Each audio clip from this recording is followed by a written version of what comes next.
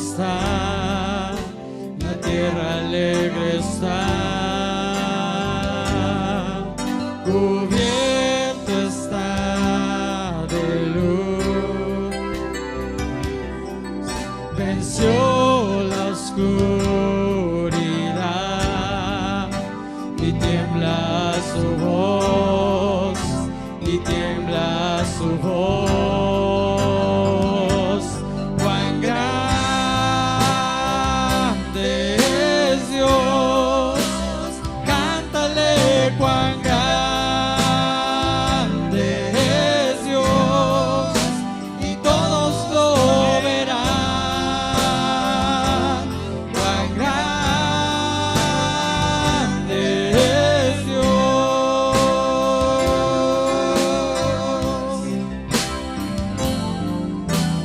Día a día Él está,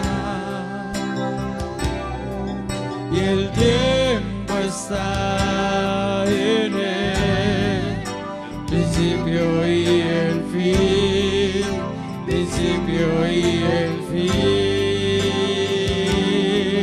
La Trinidad en Dios, el Padre, Hijo, Espíritu, Cordero y el León, Cordero y el León. Cuán grande es Dios, cántale cuán grande es Dios, y todos lo verán. Cuán grande es Dios.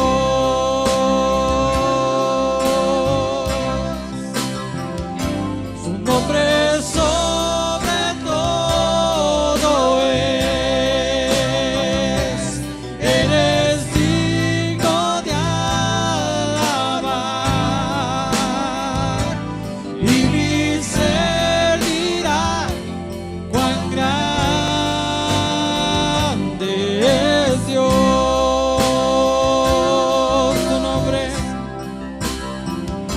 Tu nombre sobre todo es. Él es digno de alabar,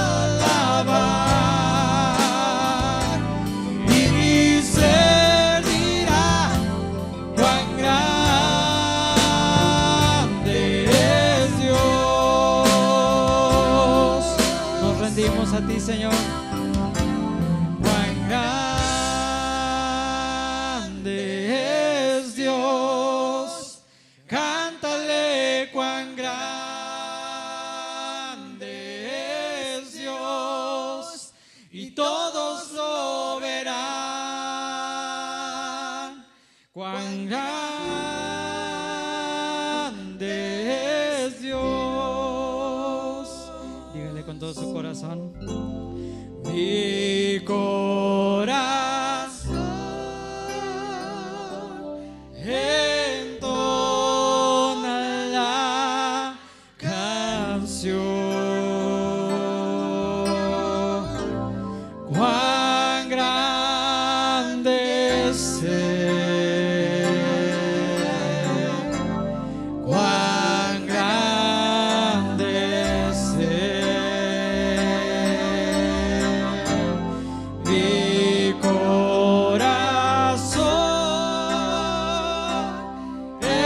entona la canción.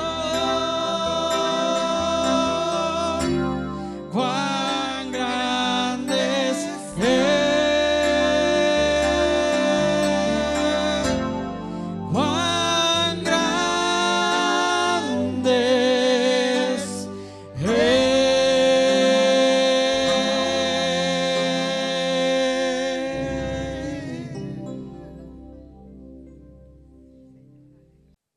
Muy bien.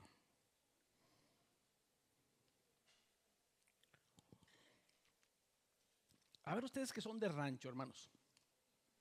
Los de ciudad no ubicamos bien este dicho. ¿Es peligroso andar entre las patas de los caballos? Sí, ¿no?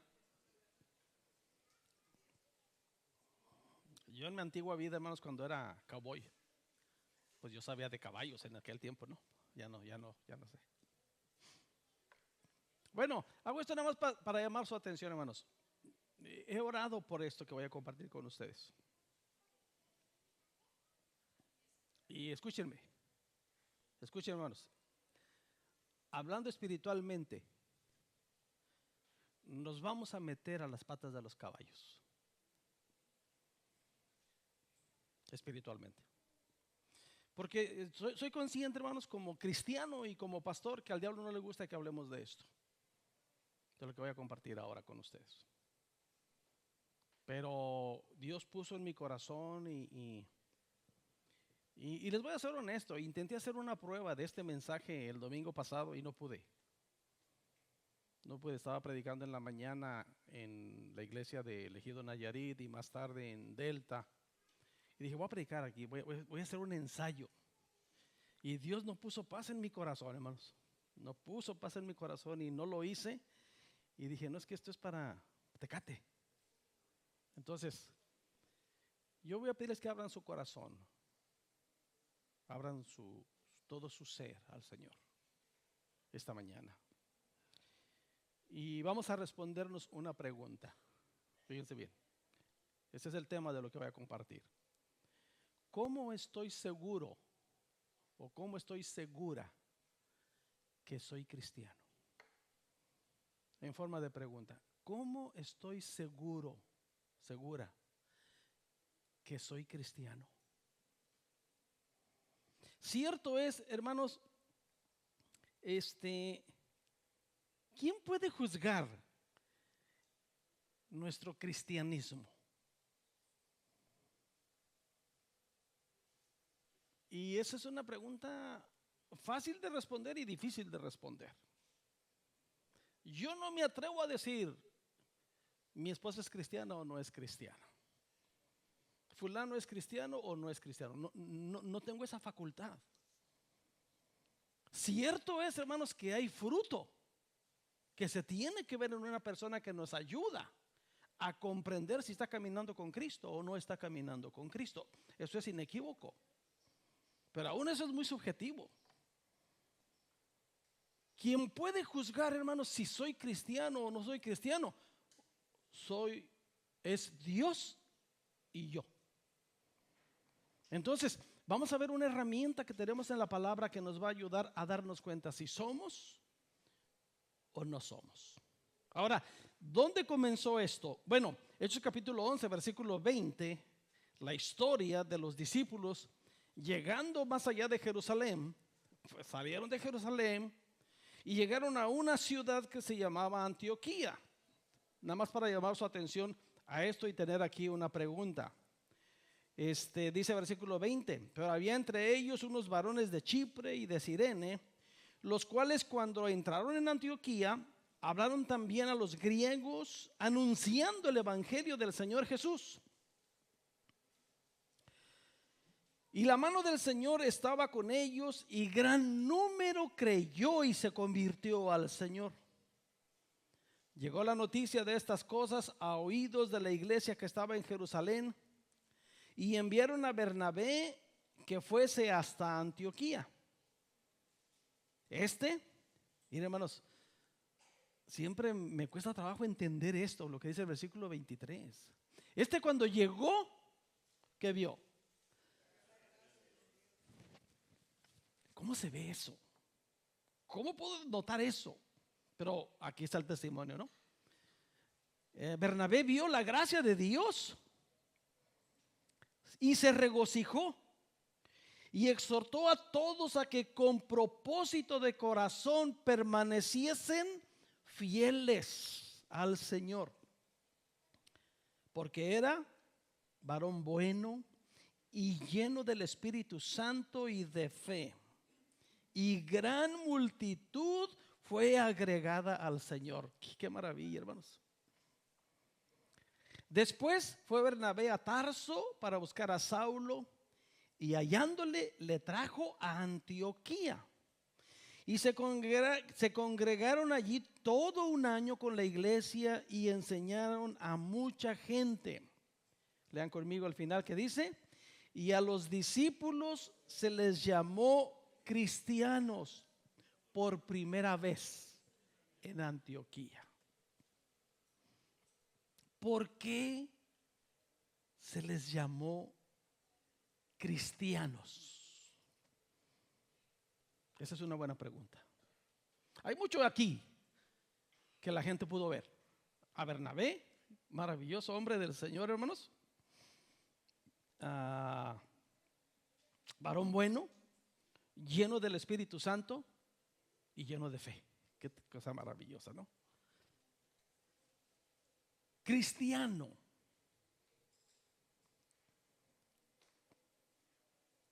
Ser cristiano, hermanos, significa, escúcheme, aquí voy a hacer unas definiciones y esto que les voy a compartir simplemente viene del diccionario. Fíjense nada más qué maravilloso. Cristiano. Ser cristiano significa profesar la fe de Cristo y seguir sus enseñanzas. Seguir. Los cristianos creen que Jesús es Dios y que murió por sus pecados. ¿Es claro? ¿Alguien diga amén? Aparte de acá, digan amén. Otra vez, hermanos. Ser cristiano significa profesar la fe de Cristo. En primer lugar. En segundo lugar, seguir sus enseñanzas. Los cristianos creen que Jesús es Dios. Nunca se nos debe pasar eso por alto, hermanos. Y los cristianos creemos que Jesús murió por nuestros pecados. El mismo diccionario, hermanos, da esta definición. Características de un cristiano. Fíjense qué cosa tan maravillosa. Cree en la Biblia como su libro sagrado. Digan amén los cristianos. Ok, ahora pónganse de pie los que no dijeron amén para orar por ustedes. Ven, Mateo, para orar por ti. Porque dije pónganse de pie los que no son cristianos. Y tú te pusiste de pie. No. Entonces, ¿cuáles son las características de un cristiano? La primera.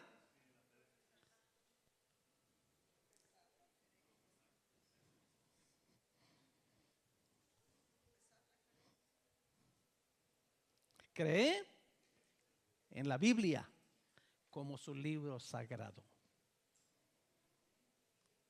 ¿Sí dije eso o no? ¿Sí dije eso? Porque estoy hablando de dos cosas. Primero dije la definición de cristiano y ahora estoy diciendo las características de un cristiano. ¿Ok? La definición es una persona que profesa su fe en Cristo, que sigue sus enseñanzas y que cree que Jesucristo murió por sus pecados. Cree que Jesucristo es Dios. Ese es un cristiano. Ahora, las características de un cristiano: cree en la Biblia como su libro sagrado. Número 2, ama a Dios sobre todas las cosas, porque lo aprendemos de la palabra de Dios. Se arrepiente de sus pecados y los confiesa ante Dios. Eso es lo que hacen los cristianos. Se esfuerza por vivir una vida semejante a la de Cristo. Hermanos, qué importante es esto. Hermanos, esto nos libra de toda decepción humana. Porque la persona que se esfuerza en imitar a alguien no va a avanzar. Pero la persona que se esfuerza en vivir una vida semejante a la de Cristo va a llegar a la meta final. Y aquí voy a empezar a compartir, hermanos.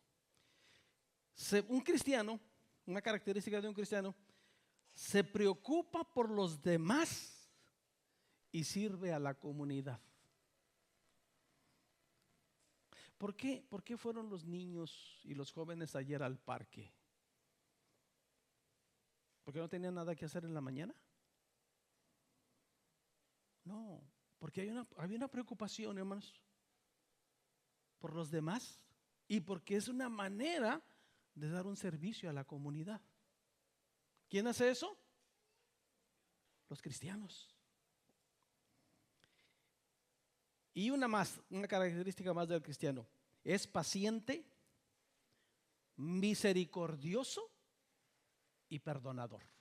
Un cristiano es paciente, misericordioso y perdonador. Entonces, hermanos, ahí les va una pepita de oro. ¿Ok? ¿Quiere estar segura de que es cristiano?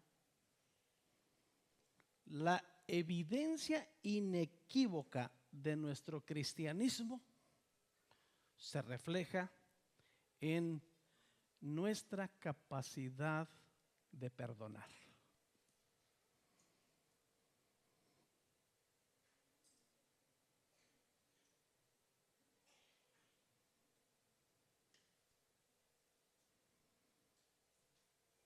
¿Y ahora sí, milagro?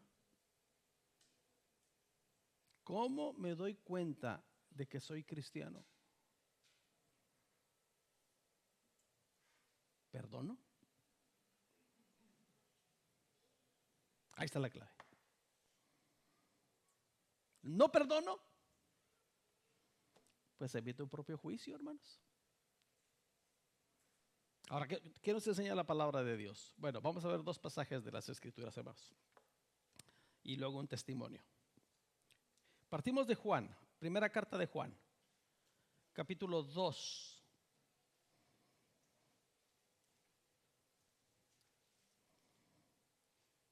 Primera de Juan, capítulo 2, comienzo con el verso 6, voy a ir brincando.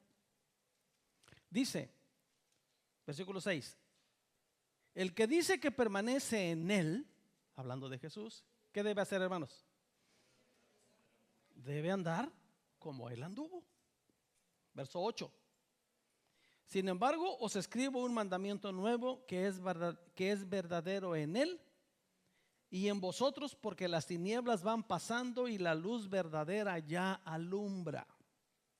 Verso 9. El que dice que está en la luz, miren qué tremendo, hermanos. El que dice que está en la luz y aborrece a su hermano, está todavía en tinieblas.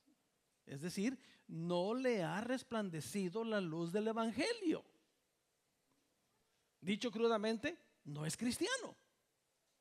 El que dice yo soy cristiano, pero tiene algo en su corazón contra alguien, está todavía en tinieblas. Qué tremendo, hermanos. El que ama a su hermano permanece en luz y en él no hay tropiezo.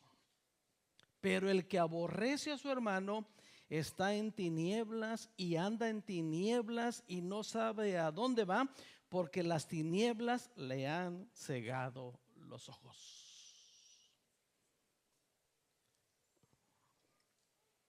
Y entonces, hermanos, queda nulo cuando cantamos un himno que dice: me voy con él, me voy con él, me voy con él, me voy con él. Yo no me quedo, me voy con él. Y lo cantamos bien gozosos ese himno. Se llama Ya Cristo viene, señales. Y cantamos y me voy con él. Pero dice la palabra de Dios, el que aborrece a su hermano. El que aborrece a su hermano está en tinieblas y anda en tinieblas y no sabe a dónde va. Porque las tinieblas le han cegado el entendimiento. Le han cegado los ojos. Me acuerdo que cantábamos este himno, hermanos, hace 45 años más o menos. La hermana Teresa se paraba a un lado de mí y cantaba. Y decía, volteaba y decía, me voy con él, me voy con él. Y luego yo le ponía atención y luego decía, si no me lleva, me cuelgo de él. Y yo decía, date, muchacha. Pero eso fue en aquellos tiempos.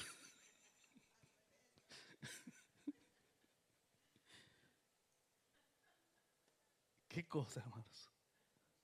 Hermanos, al diablo no le gusta que hablemos de esto. ¿Saben por qué? Porque al diablo le conviene que estemos en tinieblas. Al diablo le gusta que no sepamos a dónde vamos.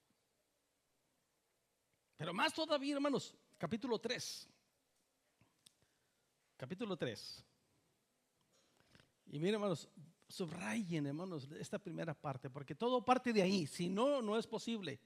Con esta parte vamos a poner mucha atención, y con esta frase quiero terminar esta mañana. Se van a dar cuenta ustedes. Mirad cuál amor nos ha dado el Padre. Aleluya. Hermanos, Jesucristo es injusto. Escúchenme, no me vayan a sacar esta frase de contexto, porque luego se puede prestar para sacarla de contexto. Pero Jesucristo sería injusto si nos dijera, cuando Pedro le dijo: Señor, ¿cuántas veces tengo que perdonar a mi hermano que peque contra mí? Y Jesucristo le dijo 70 veces 7. Es injusto, hermanos, si no fuera por su amor. Porque el de nosotros no es ese amor. De nosotros no es la capacidad de perdonar, viene de Dios. Por eso dice: miren cuán amor nos ha dado el Padre. De tal manera, hermano, que nos hace ser llamados hijos de Dios. Por eso el mundo no nos conoce, a los cristianos, porque no le conoció a Él. Verso 6 dice: todo aquel que permanece en Él no peca. Todo aquel que peca no le ha visto ni le ha conocido. Y guardar rencor contra una persona, amados hermanos, ¿es pecado o no es pecado? Llamemos las cosas como son. No importa, hermanos, guardar algo contra una persona, la Biblia le llama pecado. Y dice aquí: todo aquel que permanece en Él no peca. Y no está hablando, hermanos, de una acción. Tenemos que entender la diferencia de cometer una falta o de vivir cometiendo faltas. Hay una gran diferencia, porque todos fallamos, desgraciadamente. Cada mañana, hermanos, véase en un espejo y diga: un round más, ahí te voy. Dígase a sí mismo. Porque cada mañana al despertar, hermano, en cuanto abrimos nuestros ojos, empieza una lucha dentro de nosotros. Y el apóstol Pablo decía: es que cuando quiero hacer lo bueno, no puedo, o no hago el bien que yo quiero. Hay una lucha entre el bien y el mal dentro de nosotros todo el tiempo. Por eso necesitamos la gracia, la ayuda, el sostén de nuestro Dios, hermanos, porque tenemos una invitación constante a pecar, de pensamiento, de acción, de palabra.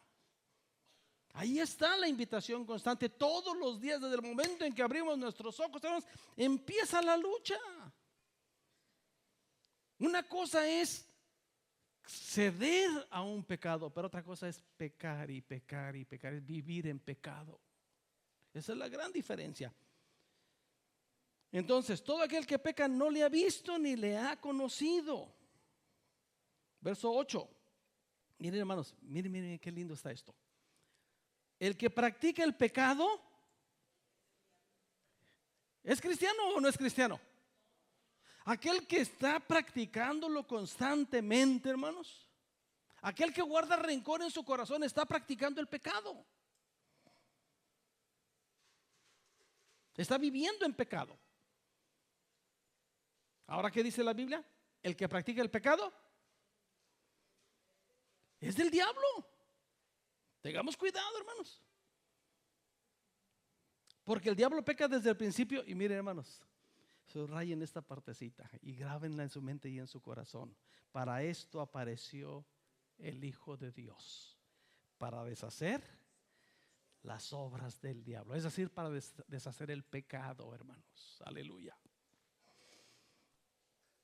Verso 9. Todo aquel que es nacido de Dios no practica el pecado, porque la simiente de Dios permanece en él y no puede pecar porque es nacido de Dios. Verso 10. En esto se manifiestan los hijos de Dios y los hijos del diablo. Todo aquel que no hace justicia y que no ama a su hermano. ¿De quién es? Entonces no me puede decir, hermano, yo sí, yo soy cristiano, yo sí, pero, oye, hermano, es que me la hizo, me dijo, Dios bien sabe. Y hermanos, a veces nos ocultamos nosotros mismos, hermanos, nosotros mismos nos ocultamos en, Dios bien sabe que yo no tengo nada en mi corazón, pero que no me hable, que no se me acerque, que no me salude. Dios bien sabe que yo no tengo nada. Amados, por el amor de Dios.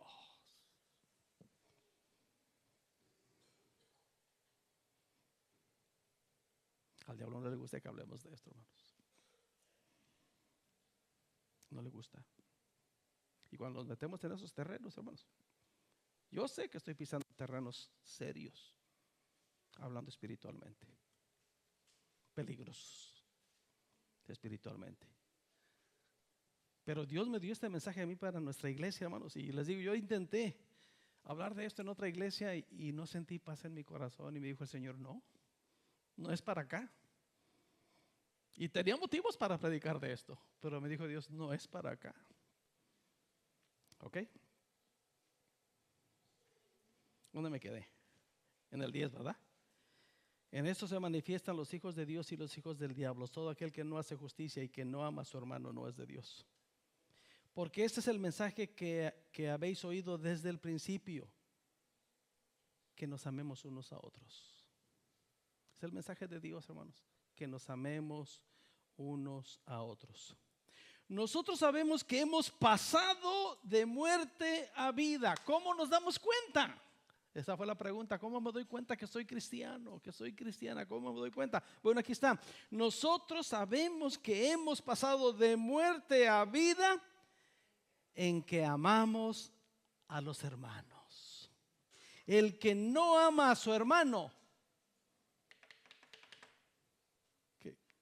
¿cómo está? Permanece en muerte. Y peor tantito, miren, verso 15, hermanos. Todo aquel que aborrece a su hermano es homicida. Y sabéis que ningún homicida tiene vida eterna permanente en él. ¿Por qué? Porque no es cristiano. Verso 18. Hijitos míos, no amemos de palabra ni de lengua, sino de hecho y en verdad. ¿Quieres estar segura de que es cristiano, cristiana? La evidencia inequívoca, hermanos, de nuestro cristianismo se refleja en nuestra capacidad para perdonar. Ahí se refleja.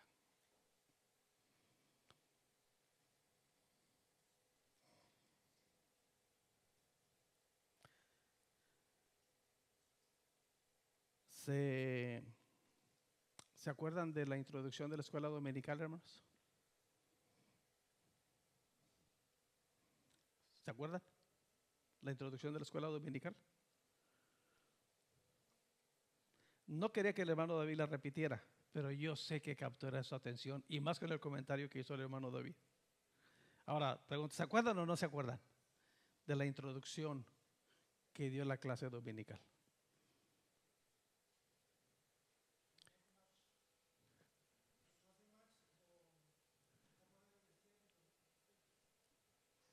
Uh-huh. Y cuando la gente nos está viendo,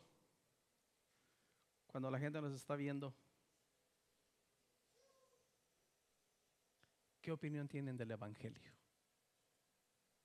Cuando la gente nos ve, ¿qué opinión tienen del evangelio?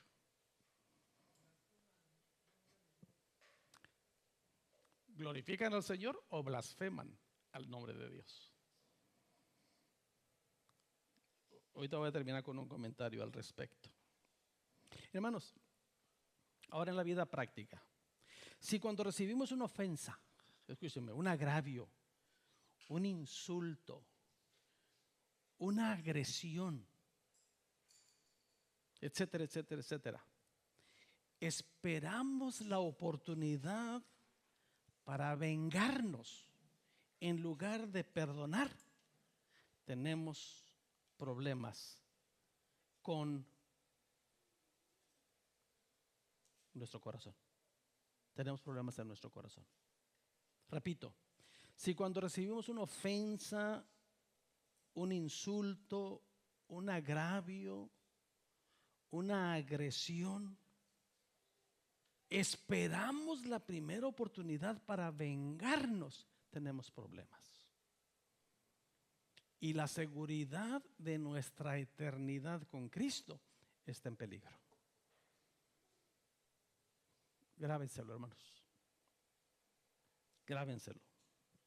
De acuerdo a cómo reacciona la gente sin Cristo, eso es correcto. ¿Por qué? Porque la gente sin Cristo, hermanos, normalmente la reacción es: ¿me la hace? ¿Me la paga? ¿Me dice? Le digo. ¿Y cuántas veces no regañamos a nuestros hijos cuando están peleando? Ya cállate, Mateo. Pues es que él me está diciendo. Y no me digas que no. ¿Estabas bien allá, verdad? ¿Estabas bien allá, verdad? Pero estás mejor aquí. Hermanos, si cuando la gente del mundo que no tiene a Cristo en su corazón espera estas oportunidades, ¿me la hace? Me la paga. ¿Me dijo? Le digo. ¿Me insultó? Le regreso. Hermanos, no se imaginan, créanme, se los digo con todo mi corazón. Cada mañana, cuando me levanto, me pongo en las manos de Dios, platico con Dios. En cuanto me siento al volante para hacer algún mandado, esta es mi oración, hermanos. En cuanto estoy arrancando el carro, esta es mi oración. No voy a responder, no voy a pitar, no voy a decir nada. Ustedes que conducen saben a lo que me refiero, ¿eh? Porque, hermanos, se espera una agresión que a veces no es ni intencional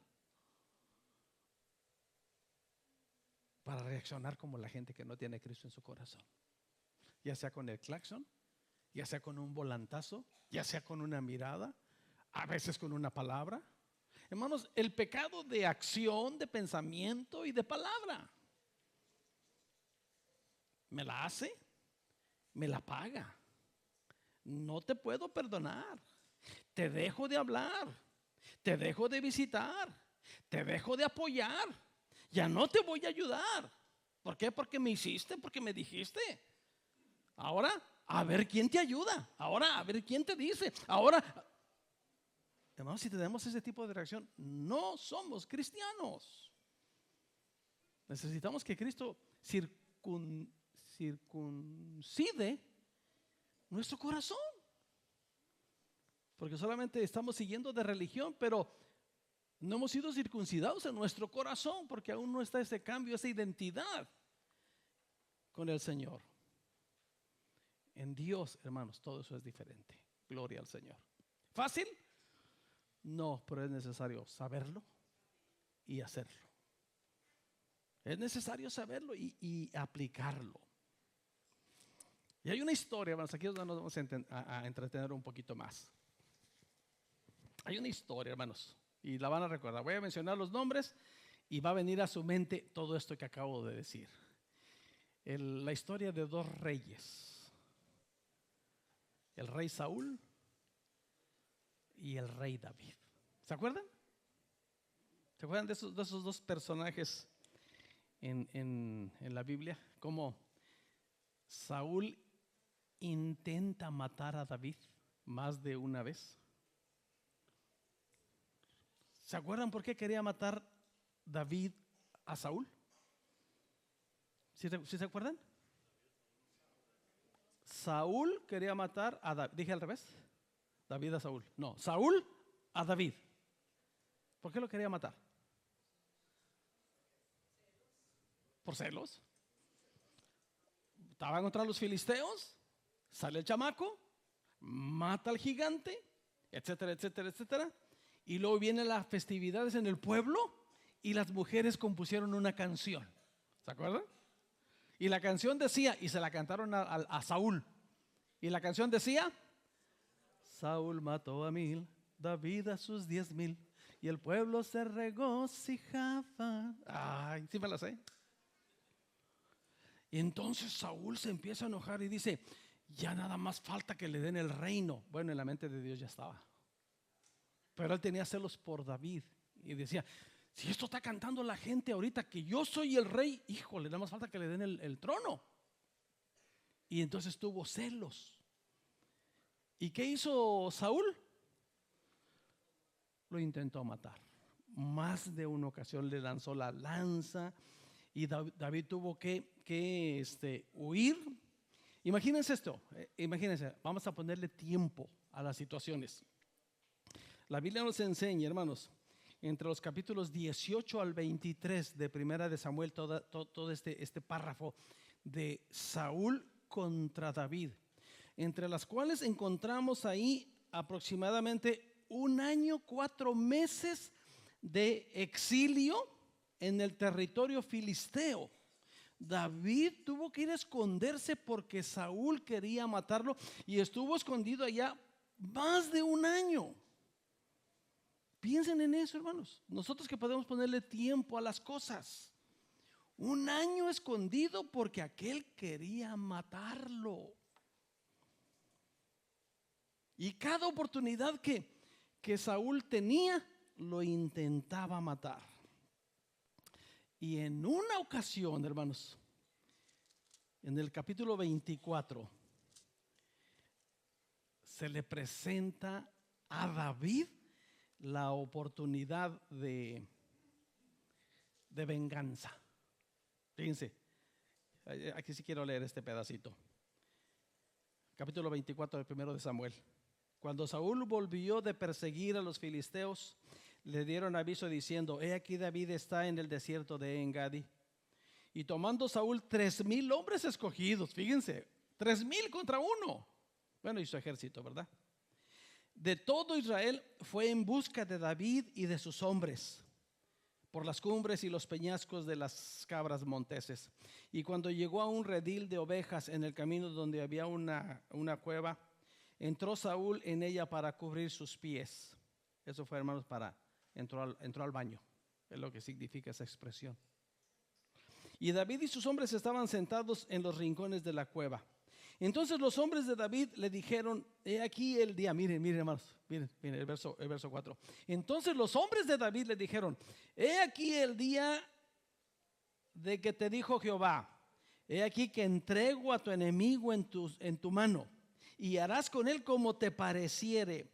Y se levantó David y calladamente cortó la orilla del manto de Saúl. Fíjense, hermanos, verso 5.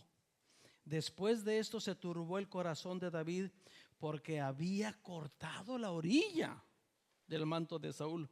Y dijo a sus hombres, miren el corazón de David, hermanos: el Señor me guarde de hacer tal cosa contra mi Señor, el ungido de Jehová, que yo extienda mi mano contra él, porque es el ungido de Jehová. El Señor me libre, hermanos, parafraseamos al siglo XXI, el Señor me libre de atentar contra la vida de mi hermano. Y su gente le dijo: pero él te quiere matar, mátalo. El Señor me libre. Y vean qué tremendo, se acercó hasta Saúl, aquí lo tuvo, solamente para darle la estocada. Y dijo: no puedo hacerlo. y le cortó un pedacito de tela. Y esa acción, hermanos, perturbó el corazón de David. ¿Cómo me atrevo a hacer eso contra mi hermano? Que el Señor me libre. Contra el ungido del Señor. No puedo hacerlo. ¿Les dice algo ese testimonio, hermanos? ¿Les dice algo? Atentar contra la vida de un hijo de Dios, contra la vida de nuestro hermano, contra la vida de nuestro prójimo. Líbrenos el Señor. Ese debería ser nuestro pensamiento cuando estamos en Cristo. Líbreme el Señor de hacer algo, de decir algo, de comentar algo en contra de la vida de mi hermano. Que el Señor me libre. Y alguien va a decir, pero mira lo que te dijo, pero mira lo que te hizo, mira lo que está diciendo de ti, mira cómo se ha comportado. Que el Señor me libre.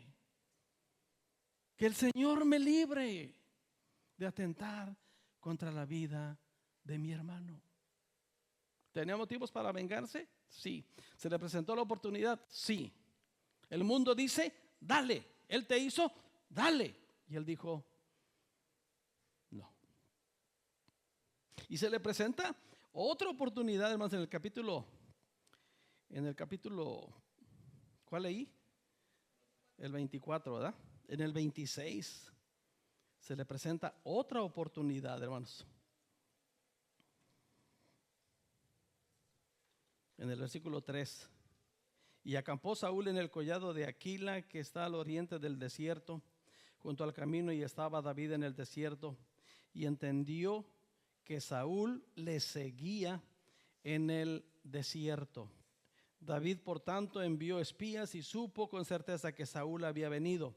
Y se levantó David y vino al sitio donde Saúl estaba acampando. Miró David el lugar donde dormía Saúl y Abner, hijo de Ner, general de su ejército. Y estaba Saúl durmiendo en el campamento y el pueblo estaba acampando en derredor de él.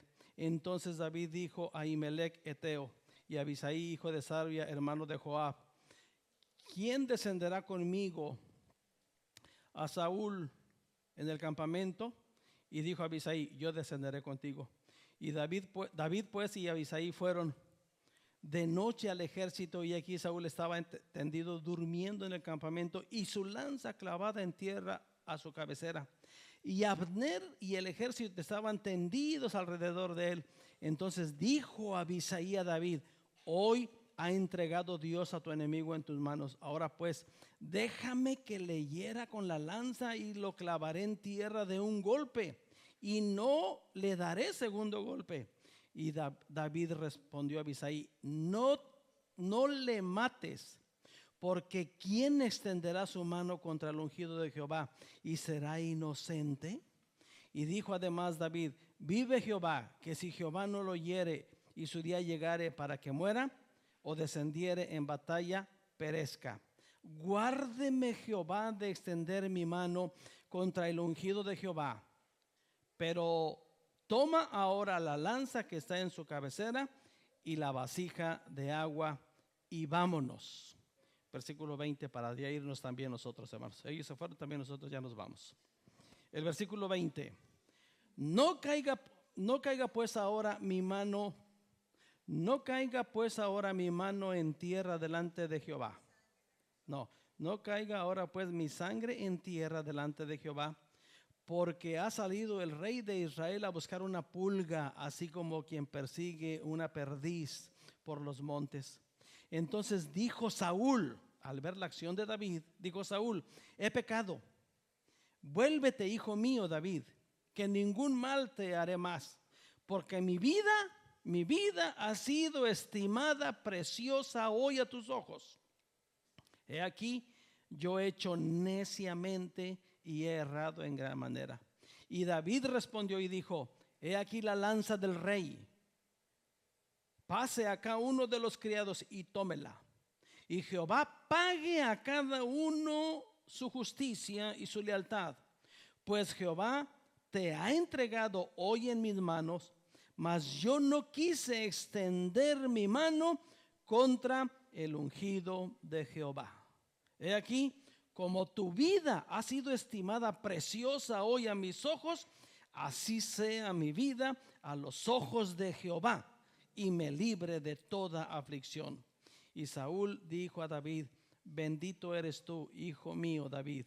Sin duda emprenderás tú cosas grandes y prevalecerás.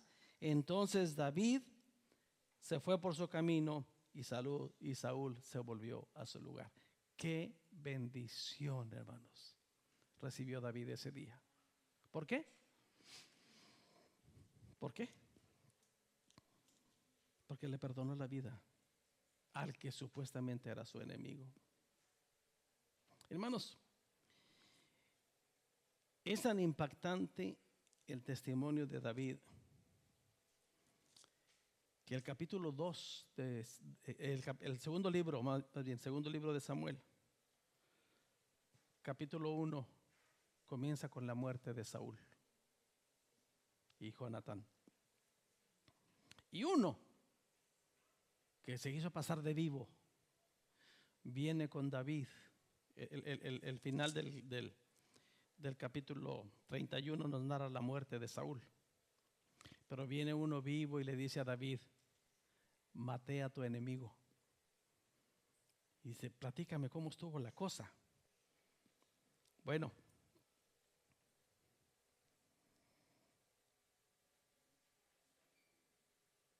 y todo ese capítulo 1, hermanos, tiene una enseñanza tremenda. Y dice versículo 11: entonces David, haciendo de sus vestidos, los rasgó, y lo mismo hicieron los hombres que estaban con él. Y lloraron y lamentaron y ayunaron hasta la noche por Saúl y por Jonatán su hijo, por el pueblo de Jehová y por la casa de Israel, porque habían caído a filo de espadas. Y David dijo a aquel joven que le había traído las nuevas: ¿de dónde eres tú? Y él respondió: yo soy hijo de un extranjero amalecita. Y le dijo a David: ¿cómo no tuviste temor de extender tu mano para matar al ungido de Jehová? Entonces llamó David a uno de sus hombres y le dijo: ve y mátalo. Y él lo hirió y murió. Y David le dijo: tu sangre sea sobre tu cabeza, pues tu misma boca atestiguó contra ti diciendo: yo maté al Hijo de Dios, al ungido de Jehová, a un hijo de Dios. David tenía muchos motivos para vengarse, hermanos. Pero después de que mató a este incircunciso, dice versículo 17: y endechó David a Saúl, quiere decir, y le compuso una canción de lamento. ¿A quién?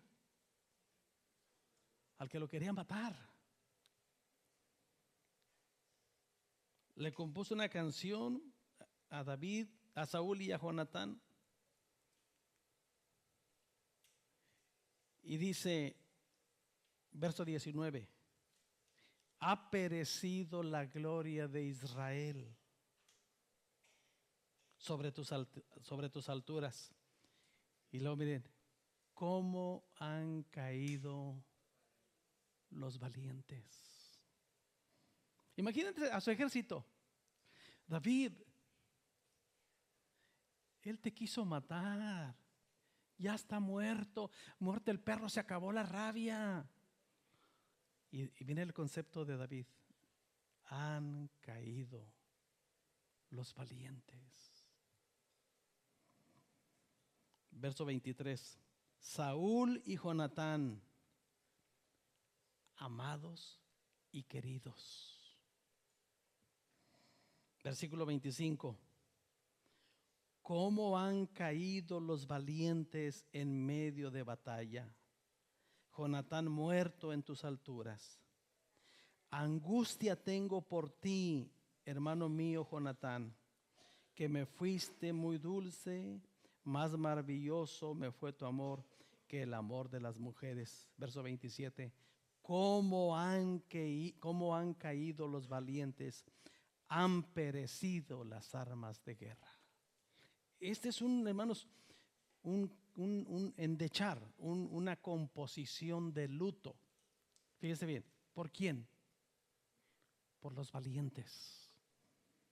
¿A quién consideraba valiente David?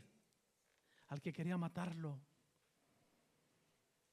Él debió haber tenido un pensamiento como lo tenía su ejército. Mátalo, el Señor te lo está poniendo en las manos, mátalo. Yo no puedo tocar al ungido de Jehová. Él es un valiente. ¿Qué testimonio, hermanos? Qué testimonio tan maravilloso. ¿Se puede perdonar, hermanos? Sí, sí se puede perdonar. Porque ese perdón y el amor con que se perdona no es nuestro. Lo recibimos por la gracia de Dios. Mirar cuán amor nos ha dado el Padre. Si no, Jesucristo fuera injusto cuando nos pide perdonar 70 veces 7. Pero no es injusto, porque ese perdón y ese amor viene de Dios. Primera de Juan 3:14. Nosotros sabemos que hemos pasado de muerte a vida en que amamos a los hermanos. El que no ama a su hermano permanece en muerte. Romanos 2:24. ¿Qué dice Romanos 2:24, hermanos? ¿Se acuerdan? Fue lo que estudiamos esta mañana.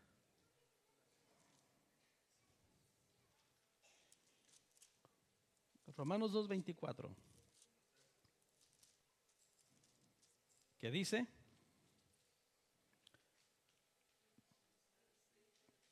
Porque como está escrito, el nombre de Dios es blasfemado entre los gentiles por causa de vosotros. Si usted dice formar parte del pueblo de Dios, su vida debe reflejar a Dios. Cuando le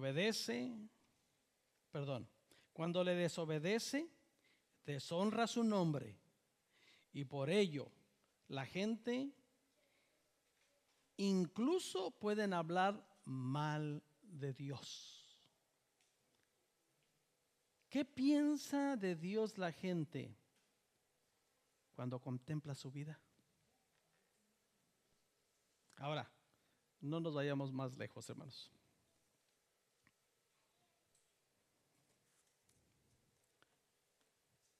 ¿Qué piensa nuestra misma familia cuando ve nuestras acciones? ¿Qué piensan de Dios? ¿Qué piensan de la iglesia? Tal vez alguien tendrá algún comentario o ha escuchado un comentario para decir, esa iglesia bola de hipócritas. Bueno, a lo mejor tienen mucha razón. Pero, ¿cuál es mi responsabilidad como hijo de Dios? ¿Cómo me doy cuenta que soy cristiano, hermanos? En mi capacidad de perdonar. ¿Fácil? No. Proviene del amor del Padre. Por ahí dice un dicho, hermanos, el que perdona olvida. No es cierto. Una ofensa nunca se olvida, hermanos. Una infidelidad nunca se olvida. Un insulto nunca se olvida. Entonces, ¿dónde está el perdón?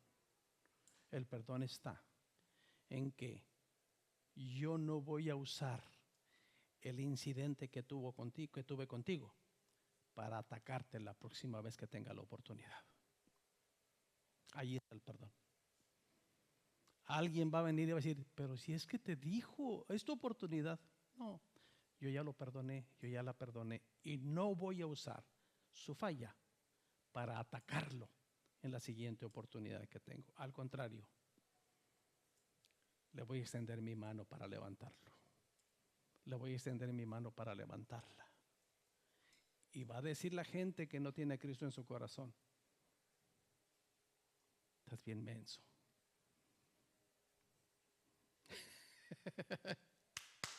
Qué serios, hermanos. ¿No piensan así los del mundo? ¿Estás tonto o qué? Si te la hizo. Mirad cuán amor nos ha dado el Padre. Miren cuán amor nos ha dado el Padre.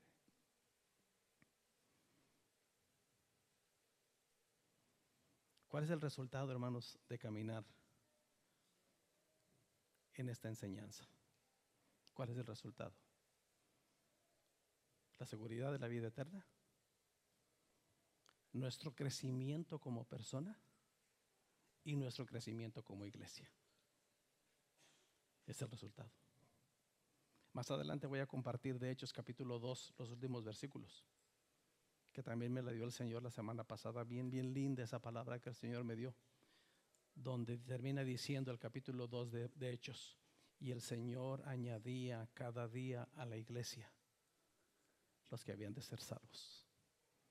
¿En base a qué? A esto que estoy compartiendo esta mañana. Hermanos, decida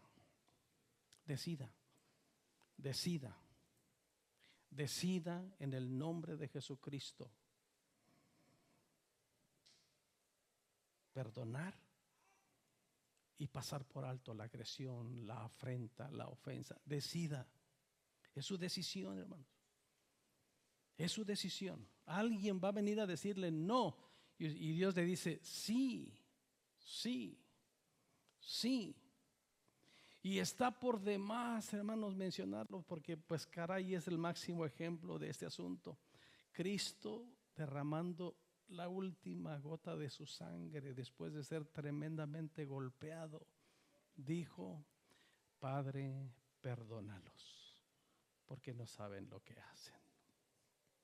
Más adelante, uno de sus discípulos, imitando a su maestro, el tremendísimo Esteban, siervo de Dios, por defender la fe de Cristo, lo pusieron en el patio, agarraron piedras y lo empezaron a apedrear, golpeando su cuerpo. Y en su último suspiro, este siervo de Dios le dijo al Señor: Padre, no les tomes en cuenta.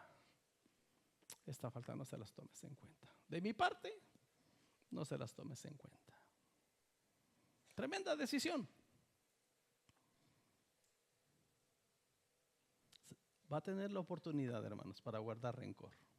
Va a tener la oportunidad para decir algo. Va a tener la oportunidad para vengarse. Yo le digo: miren cuán amor nos ha dado el Padre para perdonar. Amén. Que el Señor bendiga su palabra en nuestros corazones. Oremos.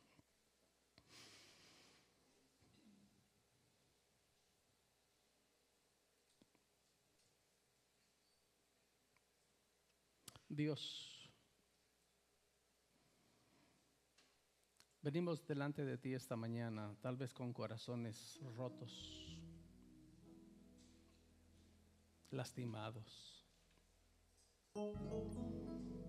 ofendidos. Sin duda alguna, esta mañana se ha removido algo en nuestro corazón, de alguna ofensa recibida, de algún insulto, de algún agravio, de algún fraude, que humanamente quisiéramos tomar venganza.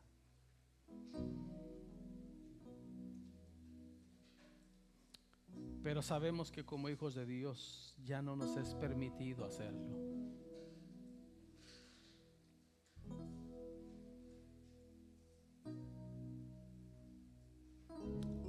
Dios, oro en el nombre de Jesucristo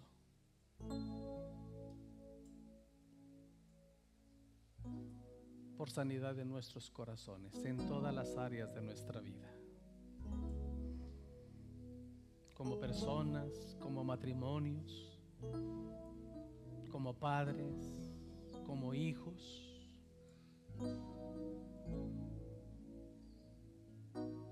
relaciones entre hermanos, relaciones entre esposo y esposa,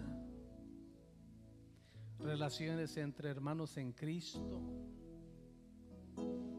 relaciones con los vecinos, relaciones con la suegra, con el suegro, relaciones quebradas, rotas, dañadas, donde según el mundo quisiéramos una oportunidad para desquitarnos, vengarnos. Pero nos hemos dado cuenta, Señor, que con el paso del tiempo simplemente eso nos ha estorbado en nuestro crecimiento, en nuestro avance. Padre, queremos tener la certeza, la seguridad de la vida eterna, porque tú ya pagaste todo para que eso sea posible. No permitas que nada nos aparte del amor de Dios, que nada nos separe del amor de Dios.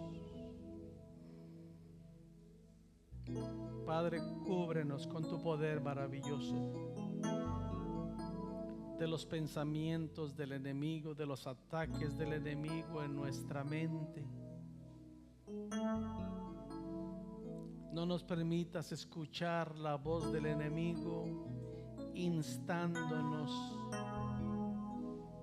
a la venganza, a guardar rencor, a insultar con nuestras palabras. No lo permitas, Señor. Ayúdanos a crecer. Como matrimonios, ayúdanos a ser felices. Ayudarnos los unos a los otros. Como padres e hijos, ayúdanos a apoyarnos los unos a los otros, a pasar por alto las ofensas, las afrentas. Como hermanos en Cristo, un cristiano tiene como meta imitar a Cristo, no a otra persona. Por favor, ayúdanos. Yo dejo esta palabra en nuestra mente y en nuestro corazón esta mañana, rogando que el Espíritu Santo la use para cada momento específico, cada vida, cada corazón, cada familia, cada matrimonio. Usa esta palabra, Señor, como bendición para tu pueblo aquí en Tecate, nuestra iglesia. En el nombre de Jesús, Señor.